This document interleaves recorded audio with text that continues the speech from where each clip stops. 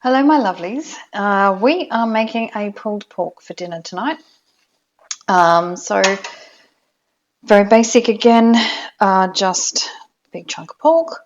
So I usually use a shoulder roast, but this is actually a Scotch fillet roast that husband brought home. It was cheap. It was $12.49 a kilo. So I was like, okay, let's do this. We've just got some onion, garlic, our staples, some chicken stock, salt, pepper, some olive oil, and smoked paprika. That is the basis of what makes a pulled pork taste smoky and yummy. And other than that, it's time and making sure it's cooked really low and slow. So that's it. Let's get on with it. So I've got my baking dish with a lid. That's going to help keep all that moist air in and make sure it stays delish. Okay, I like to layer some onion underneath, so you're laying the roast on top of the onion.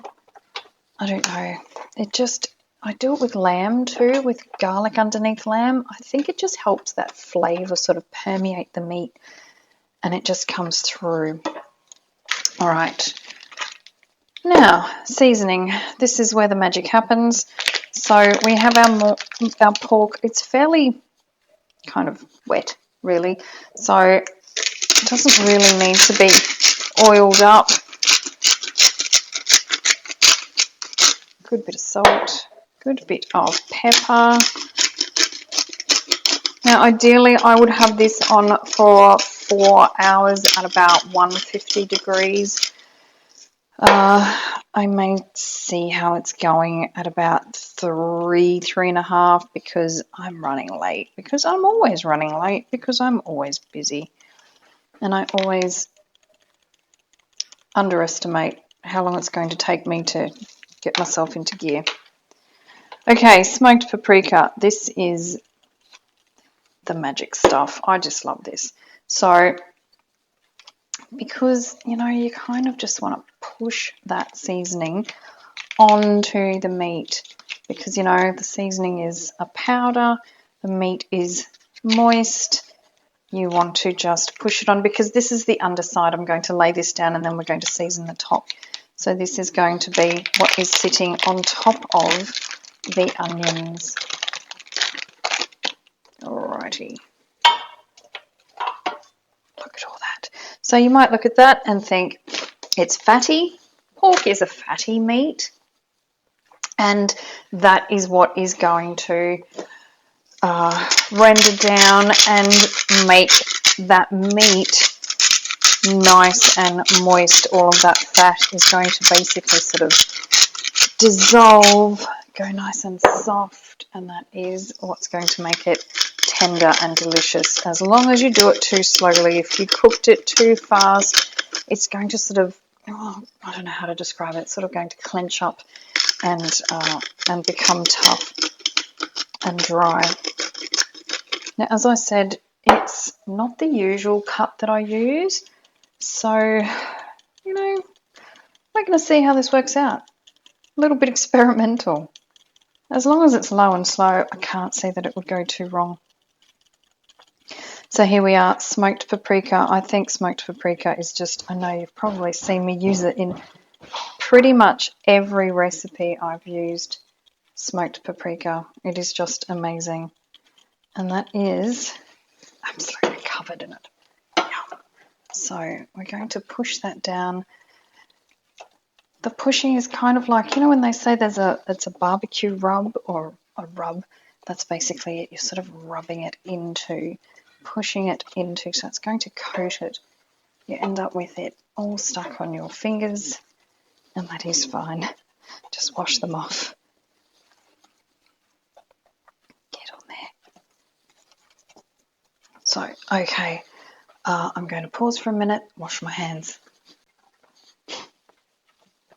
Okay, now I'm back. So what we are going to do, we're going to put some garlic around, just working my way through this massive jar of crushed garlic. Otherwise, I would be chopping up some fresh garlic. Okay, chicken stock. So you want to make sure that there is liquid or moisture in and around this meat while it cooks, because as I said, it's going to be covered with the lid, and that is going to create this lovely sort of steaming up environment. You don't want it to go dry. And then, of course, that liquid stock is going to be used to create the gravy at the end. Amazing. It's going to be beautiful. So we're going to pop the lid on, get that in the oven, and we will check back in a couple of hours. Bye. Okay, my lovelies, here we are, the moment of truth. Let's see how she looks. Oh, pretty good. Look at that steam.